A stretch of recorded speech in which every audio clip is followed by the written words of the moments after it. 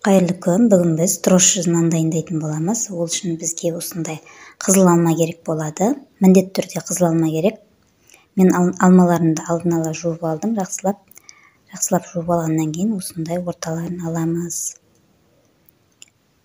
Жақсылап алып аламыз.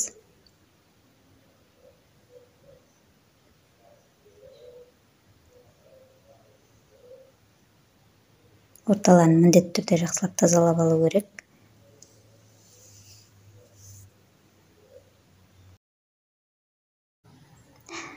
Міне мен алмаларды осылай бөліп аламын.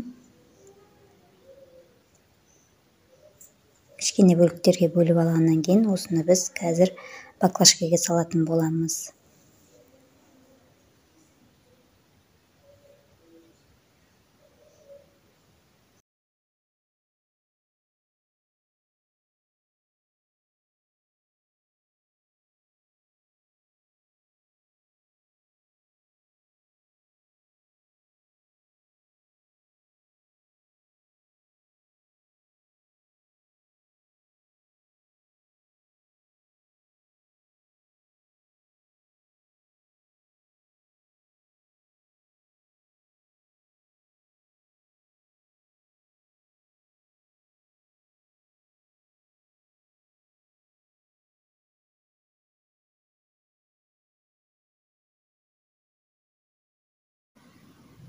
Міне осындай бөліктерге бөліп, мен осындай 1,5 литр баклажкаға салдым.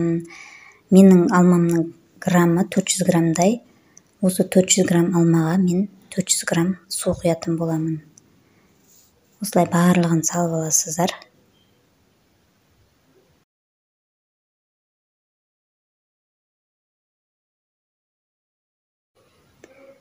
Мен салып болдым. Енді баклажкаға осы суымызды құятын боламыз.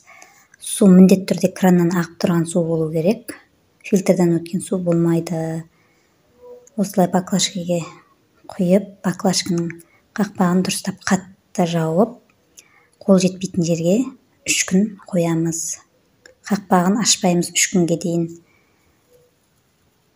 Осылай барлығын құйып, қақпағын қатты жауып, балалардың қол жетпейтін жерге салып жоғарыға алып қоямыз. Осы бірінші этап, екінші этапты салатын боламын.